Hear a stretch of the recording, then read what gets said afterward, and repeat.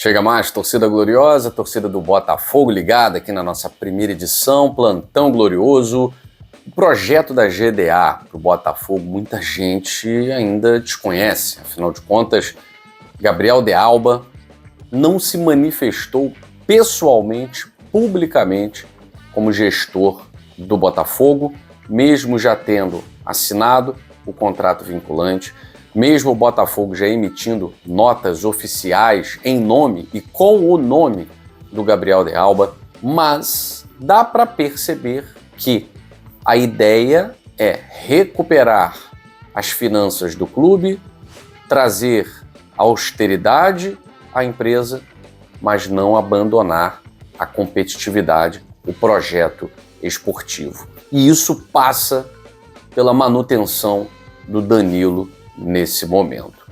O presidente João Paulo Magalhães Lins conversou com o canal Gigante Glorioso sobre isso.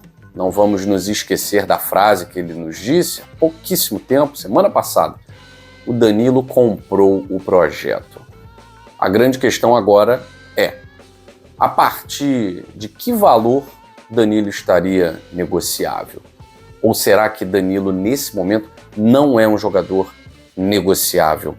A gente vai falar sobre isso, entre outros assuntos, preparação para a Copa Sul-Americana, Franklin Carvalho lembrando da primeira vez, né? Afinal de contas a primeira vez não foi muito boa, mas se repetiu o resultado também não é nenhum fim de mundo.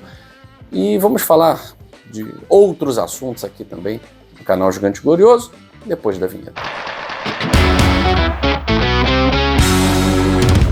Quero agradecer a presença de todos vocês aqui nesse vídeo. Nós vamos falar do projeto da GDA Luma para o Botafogo, que tem impressionado até os secadores, tem impressionado até quem não sabe nada de Botafogo, tem impressionado até quem, de certa forma, deprecia o clube, né?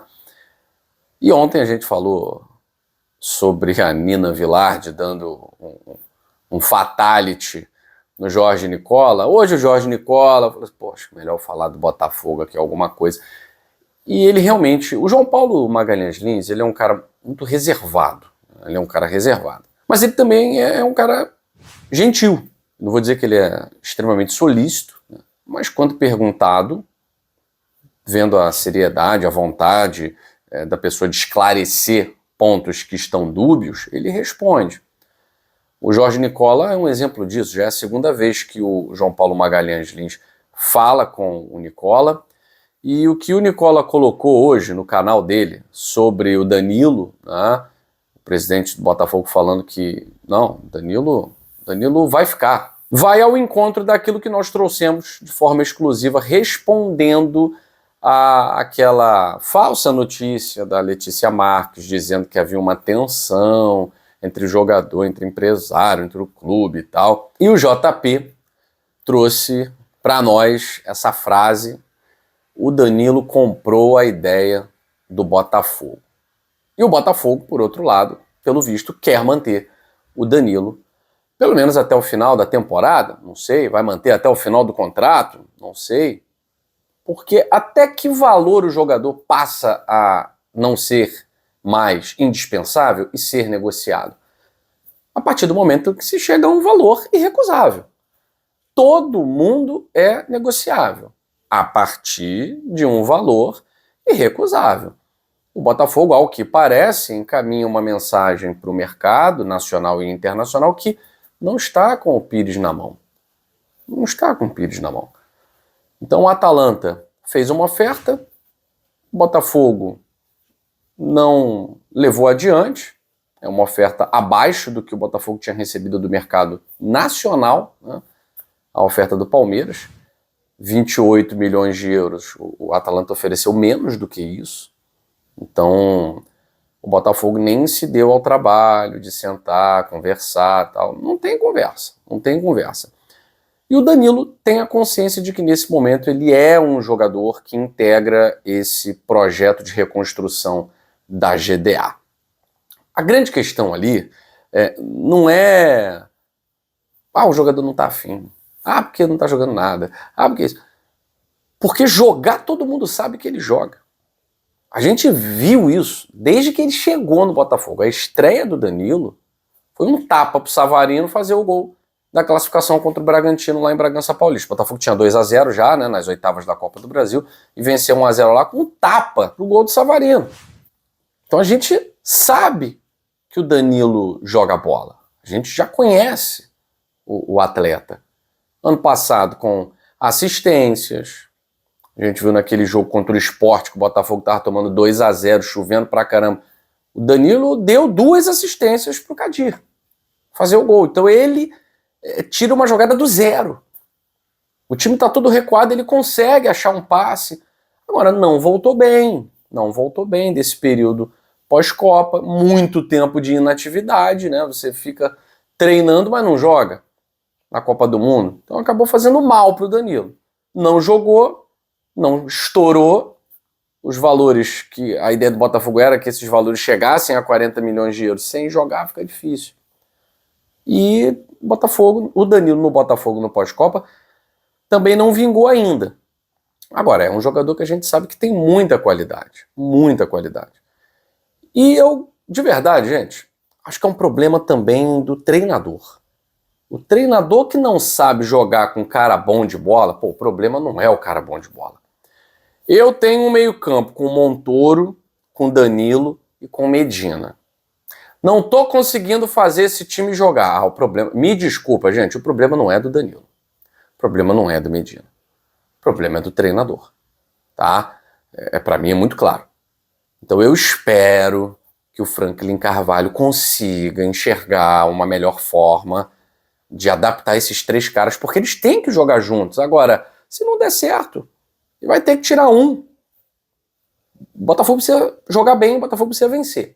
Ele tem um elenco com jogadores que mudam o panorama de partida à sua mão. E o time não está conseguindo.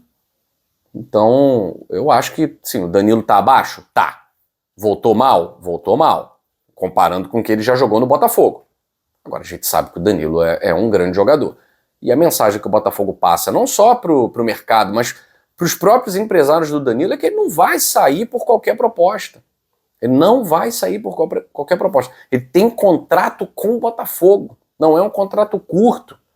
Então, vai ter que jogar. E todo mundo já entendeu isso, né? A questão é que o treinador não está sabendo fazer com que esses caras possam desempenhar a sua melhor forma, o seu melhor resultado. Bom, mas o Danilo fica, pelo menos o que o João Paulo Magalhães Lins disse, o Danilo fica no Botafogo, a não ser que venha uma proposta irrecusável. Essa do Atalanta, me desculpa, não dá nem para conversar. Bom, vamos falar da preparação do Botafogo. Você já sabe, o Botafogo viaja na manhã da quinta-feira, no dia do jogo, tá? Para Cusco.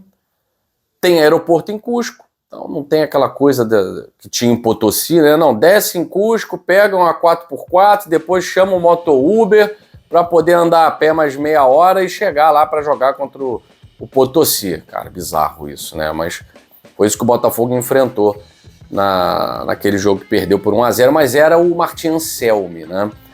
Então o Franklin Carvalho, ele estava, né, como comissão técnica do Arthur Jorge, como auxiliar, na derrota para a LDU, em Quito, que é mais ou menos ali, né, a mesma altitude, e o Botafogo naquela ocasião também, assim como em Potosí, perdeu pelo mesmo placar, de 1-0.